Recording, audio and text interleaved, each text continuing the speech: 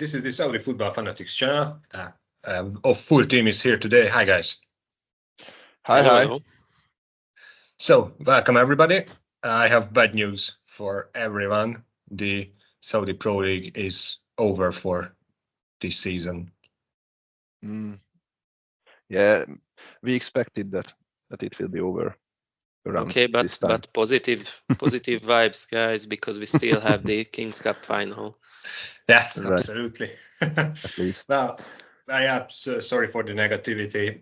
We had a very active schedule, both in the league and both on personal terms.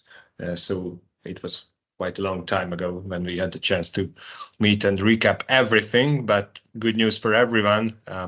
We will do a review of the season in multiple episodes, and this will be the first one because we have a lot to talk about. Let's get to the positive side of the things. I think we had a sensational season behind us. A lot of records broken, memorable matches. This was the first year actually when the massive exodus of superstars happened in the Saudi football. So we have a lot to talk about, I think. Yeah, it was much different in the previous leagues, right? Exactly what you mentioned, that these stars appeared the start of the season at the first time in the doorway of Saudi football and clashed against each other with their full force and effort, and therefore the quality of the Saudi league just, I don't know, it doesn't double, it improved even more. It was multiplied. Multiplied, yeah, by any means. And it was fantastic. It was very intense. We followed this through together with you. We had great memories about it. We will obviously summarize it quickly. We will hold a quick recap during this recording and the following ones. Obviously, we continue during the summer, but more about that later. Yeah, and what is more important, at least for me, that Saudi Arabia won the chance to organize the World Cup during this season. And I'm sure about that until the time of the World Cup or year of the World Cup, the league won't stop improving. So we have a nice 10 years ahead of us, hopefully. Just imagine a lot of haters say that this will be a few seasons wonder or even just a one season wonder. I have a very bad news for you haters. This is going to be even better and better, and we will stay here for the long run. One thing, Jula, just to confirm what you mentioned, and this is to all the haters and lovers and everyone as well. Not even the haters can deny that now that Saudi Arabia is on the glorious map of this beautiful game, the football now, and with shining letters. Absolutely, and couldn't have phrased it much better myself, so thank you for that. Welcome. But let's not talk about haters. We don't care for them. Let's talk about let's start the recap, I think, and we should head from the top of the table and towards the bottom of the table. And as we agreed, we will do if we can keep our schedule, 3-episode long recap. And in the first recap, we will talk about the two teams and their respective players who were well above the rest of the league. I think it's safe to say that there were two teams who were superior to everyone, and I think you will confirm and understand who I'm talking about. Roshan! Saudi League. Yeah, of course, Hilal and Nasser. To be honest, and I don't know what is your opinion, I'm curious about that. Was it a surprise that these two teams finished on the top? Because before the season, in our transfer window episodes, we also assumed that these two teams will be the strongest one. Okay, we spoke a lot about the other PIF teams, like mainly about Ittihad and after that about Ahli. But as far as I recall, we were quite sure that these two teams will race for the first place. But just do it, Andres. Sorry. No. I basically, I agree. I mean, no shame to say that these are the two strongest teams. I don't believe we can call this a surprise. This position, obviously,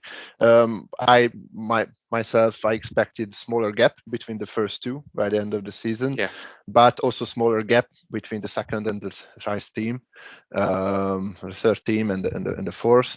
The distances are wider than we expected, but I believe no one can say that it was not foreseeable that Al-Hilal and Al-Nassr will be the first two place. Obviously, the row of the first two place was a question, but these are the two strongest teams, it seems. Maybe just one thing, which is I think a little bit probably unexpected, is the consistency of Al-Hilal and that the fact that. As far as I know, they are the only team who were able to win the league unbeaten, which is and that's a surprise. And that's a surprise because you cannot expect an unbeaten season from anyone. That's always a curiosity. I mean, but I will tell you just not a fun fact; it's an actual fact that a little bit less than 10 years ago, Al-Ahly had an unbeaten season in the 2014-15 season, but they drew too much and became only second after Al-Nassr. So in the history of the league, as from the time it's called Saudi Pro League, there was one team who was unbeaten actually, but they were surprisingly only second. So Hilal is the first team to win the league unbeaten. It's quite an achievement. Yeah, not only unbeaten. Sorry. No. Go. So it's a great achievement, and my only disappointment regarding Hilal is their Champions League performance, or not the whole performance. To be honest, only just one match against Al-Ain, because I think that was the true final of the Asian Champions League. Now that we are know the result of the final matches, so it was an easy win for Al-Ain, and I think Al-Hilal may have had the chance to win that league too, and now they could have a perfect season, but maybe next year. And I don't want to steal the word about the RSL and speak about the Asian Champions League. I just thought that maybe we should mention this point as well. Totally agree, and for that is the reason I believe we can conclude that their season was quite similar to Bayer Leverkusen's in that case. Obviously, exactly. We wait as in this night they will clash against for the last cup, the King Cup, with Al Nassr, with who else? But it's very similar. They are unbeaten in the league. Maybe they can win the cup as well. Probably the odds are in favor of Al-Hilal. But they had one bad match in the season, and maybe at the worst time. From that point of view, it's similar. But to be honest, Al-Hilal is more likely the Bayern Munich of the Saudi football than the Bayer Leverkusen. Yeah, that's right. But on the level of this year's results, I understand. Let's just not compare these strong Saudi teams to weak German teams, please. Just stop it. Let me invite you to a guessing game. Al-Hilal lost points only on 3 occasions, so 35 victories and only 3 matches drawn. Which were the 3 teams? Just guessing game. Al-Nassr for sure. Yeah, that was one. Where Hilal actually was a little bit lucky with a controversial late penalty to go on level terms. But which was the 2 other teams? I will help you if you don't remember. This is a memory game. I'm not looking at it. I remember maybe Damak. No, okay. Some more like a relegation zone team, I think. No, I actually will help you now because I don't want to waste too much time on this one. You are right that these were mid-table teams. Al-Fayha and Al-Khalij were the 2 teams. Okay, basically the neighbors of Damak on the final league table. So maybe I just. Are you sure about that, Yula? Because I just checked it on Transfermarkt and I saw a draw against Damak. but Probably just I just failed in collegiate. I think Alfei, I'm quite sure, was one of them quite early in the okay. season. But maybe Damak was the other one. So sorry, Yeah, I the main failed point that. is that these were middle table Okay. teams. I Yeah. failed at my own guessing game. This is our guessing Okay, performance. and you also wanted to destroy my reputation in this guessing game. Thank you very much. Yeah, sorry. Well, let's just go on. One more interesting fact, and then we will turn to Al Nassr. And I think it's fair to praise a little bit Cristiano Ronaldo, but give me just one more minute before we turn to that. I cannot wait to praise him. So be quick. So the record goal scoring amount in the league. So not only Al-Hilal had a very, very strong defense. If you look at the table, much superior to anyone, and we probably can say that their defense was the main reason why they were able to do this unbeaten achievement, which is incredible. But one more achievement is still incredible, that they were able to score 101 goals during the whole season, which is a record amount. And also, let's move to the second team, Al Nassr. They were only one goal behind them, a round number of 100 goals, incredible. So the only difference between Hilal and Nassr were probably their defenses, because not much in terms of goals scored. Incredible achievements from both teams, and we have to congratulate to them.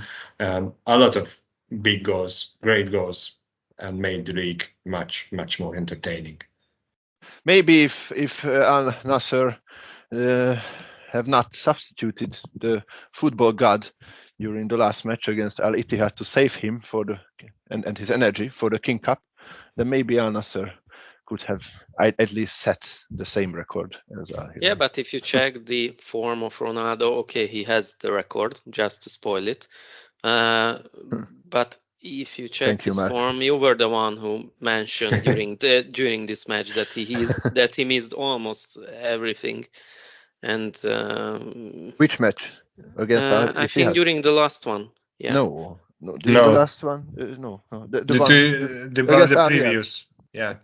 It was the previous then. Okay, one of the last matches. Well, I think it's quite disrespectful to talk about someone being in a bad form after setting the goal record of the league. So yeah, actually, Ronaldo scored. I don't like it. Ronaldo scored every chance. Okay, I get 5 that. times, but three something times you mentioned that he was always always on offside. Yeah, looks like we have an undercover Messi fan in this podcast. So. Okay, Mark, please leave. We don't like you. Maybe I will join the haters podcast. Well, congratulations. I think when I will be 39 years old, I won't be able to set a goal record in any league, not in a Sunday league or anywhere else. You can try it soon because you are around 39. Still, I have still a few years to improve. But yeah, to talk seriously, I think it's a great achievement. Ronaldo was sitting at 33 goals just before the last round, and I don't think we are surprised that he was fully pumped to set the goal record.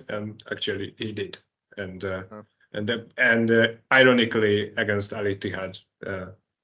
The team of the previous record setter, Hamed Allah. So yeah. Even if Hamed Allah could not make the match, but it was symbolic in that place. And Hamed Allah's record is unbelievable. It's unbelievable. That's absolutely 34 goals. But the football god arrived. The king of football now is in the RSL, and you should have expected that he will grab some kind of record, which will have to do something with goal scoring, and he just did that. He was in a bad form previously, as Mark. But if he is a good form, so maybe we can see that during the European Cup. Yeah, maybe. Hopefully, maybe. But in the last 2 matches before the Al Ittihad match, he missed a lot of chances. He was frustrated, but now he again showed class against Al Ittihad. He was very good. Apart from being offside a bit too much, I cannot complain about his form, and he scored 2 very nice, typical typical Ronaldo goals, and he grabbed the record of the RSA, and also he is now the first player in the world who top goal scorer in 4 different leagues, which is unbelievable. So unbelievable, yeah, simply. And what if the coach wouldn't have rested him for the cup final because they got a penalty just a few minutes after he was substituted, and obviously he would have the one to take it. But nowadays he has a tendency to give it away. Obviously, yeah. So. No, obviously we have seen that it was not a good idea every time. So, but just to get back to serious terms, and as we are running out of time, just one more question, because I know you are a dedicated Ronaldo fan, Andris. Yes. What do you think? What will be Ronaldo's motivations? We have seen some press gossip that he might leave for Leverkusen or whatever. I don't believe he will leave, but what's your take? Will he be motivated to break his own record next year? Or what could motivate him at 40 years old? He is obviously motivated. I believe there is 20, 30 very good years in him still remaining. I don't believe he will join Leverkusen. For me, it does not make sense. And after his goals, he was so passionate. Yes. So it doesn't seem like this. Yeah. I believe he also joined the league to be some kind of a face of the World Cup of the country. I believe neither from Leverkusen side makes it sense. Even as a Ronaldo fan, I can say that. I believe he will stay, and obviously he has serious objectives: dethrone Al-Hilal, which is a very difficult task in itself as well. Yeah. Interesting that in terms of Hilal, we don't have a single player to let's say to single out, because this was rather a great team performance with a lot of good individual performances. But we are running out of time, and we have already praised Hilal in multiple episodes. So if you want to hear more about Hilal, just listen to our episodes. Yeah, they are. That's boring. They are too good. Let's visit any of our previous episodes, and you will. Well, let's see how good they really are, because as of the time of the recording, there are few more hours, and the King Cup final is about to happen between these two teams. We'll see. We will follow this match live, and we invite everyone to do the same, because it will be one of the biggest matches of the year, not only in Asia, but I think worldwide. So let's see what's in the King Cup final, and we will continue with 2 more episodes. In the next one, we will talk about the other PIF teams and the fight for the Champions League and other cup spots. So stay with us, and we will continue soon. Cheers.